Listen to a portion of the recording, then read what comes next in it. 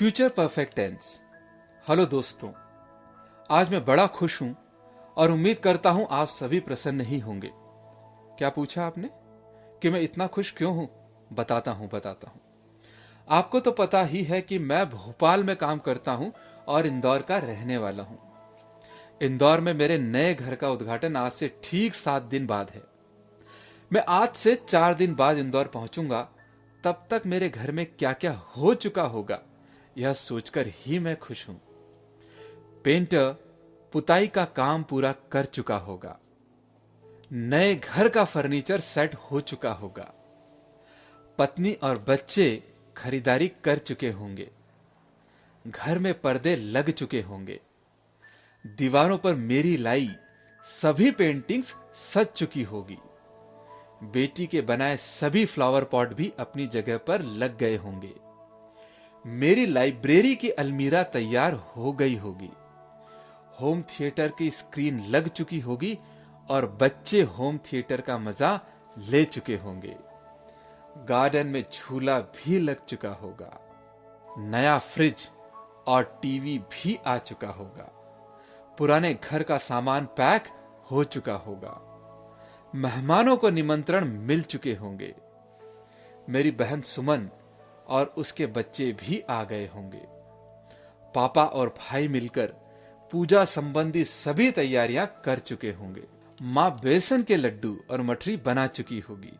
मेहमानों को दिए जाने वाले तोहफे भी आ चुके होंगे। घर पर मां का नाम भी लिखा गया होगा। अरे देखा, आपको यह सब बताने में मैं खो ही गया। शायद अपने घर की परिकल्पना ही कुछ ऐसी होती है। खैर, मैं तो कल चला जाऊंगा, पर आपकी आज की क्लास का क्या? घबराइए मत, वही तो ले रहा हूं दोस्तों।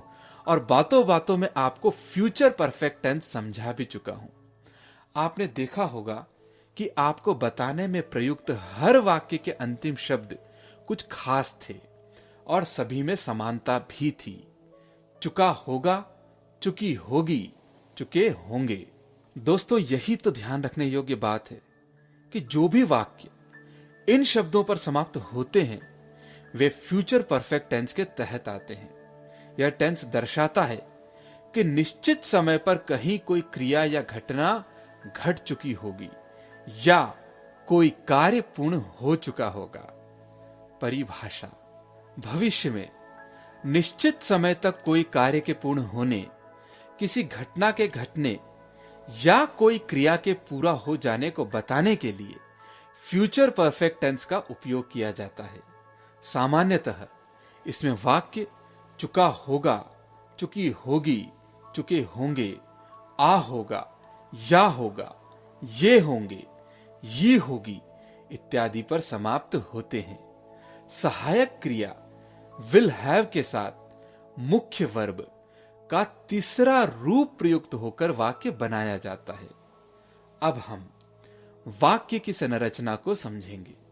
रूल: इस टेंस में सब्जेक्ट सिंगुलर हो या प्लूरल, सभी के साथ वाक्य संरचना के नियम समान होते हैं। वाक्य बनाते समय हेल्पिंग वर्ब विल हैव और क्रिया यानी वर्ब के तीसरे रूप का उपयोग किया जाता है। सब्जेक्ट चाहे सिंगुलर हो या plural plus helping verb will have plus verb का third form plus object plus extra information. Music: जहां ही और चिल्ड्रन सब्जेक्ट है, विल हैव हेल्पिंग वर्ब है, प्लेड और लर्नड वर्ब के थर्ड फॉर्म है। फुटबॉल और म्यूजिक ऑब्जेक्ट है। In the ground by evening अन्य जानकारी है।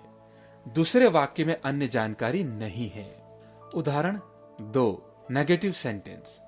अब हम नकारात्मक वाक्य बनाना सीखेंगे। नकारात्मक वाक्य बनाते समय हेल्पिंग वर्ब के बीच में नहीं अर्थात नॉट का प्रयोग किया जाता है और मुख्य वर्ब तीसरे रूप में ही रहती है। शाम तक वह मैदान में फुटबॉल नहीं खेल चुका होगा, जिसका अंग्रेजी अनुवाद होगा he will not have played football in the ground by evening. बच्चे संगीत नहीं सीख चुके होंगे, जिसका अंग्रेजी अनुवाद होगा children will not have learned music. जहां ही और चिल्ड्रन सब्जेक्ट है, विल हैव हेल्पिंग वर्ब है, नॉट अर्थात नहीं है, प्लेड और लर्न्ड वर्ब के थर्ड फॉर्म है, फुटबॉल और म्यूजिक ऑब्जेक्ट है, in the ground by evening अन्य जानकारी है। दूसरे वाक्य में अन्य जानकारी नहीं है। उदाहरण 3, इंट्रोगेटिव सेंटेंस। अब हम प्रश्नवाचक वाक्य बनाना सीखेंगे। ऐसे वाक्य बनाते समय हेल्पिंग वर्ब का आधा भाग सब्जेक्ट से पहले और आधा सब्जेक्ट के बाद में आता है, यानी सब्जेक्ट हेल्पिंग वर्ब के बीच में आता है। क्या शाम तक वह मैदान में फुटबॉल खेल चुका होगा, जिसका अंग्रेजी अनुवाद होगा will he have played football in the ground by evening.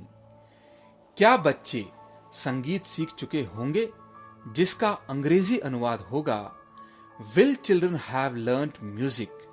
जहां विल हैव हेल्पिंग वर्ब है, ही और चिल्ड्रन सब्जेक्ट है, प्लेड और लर्न वर्ब के थर्ड फॉर्म है, फुटबॉल और म्यूजिक ऑब्जेक्ट है, in the ground by evening अन्य जानकारी है। दूसरे वाक्य में अन्य जानकारी नहीं है। तो दोस्तों, आज हमने फ्यूचर परफेक्ट टेंस समझा, जो हमें भविष्य में निश्चित समय पर घट चुकी घटना, हो चुकी क्रिया और पूर्ण हुए कार्य के बारे में बताने के लिए उपयोगी होता है।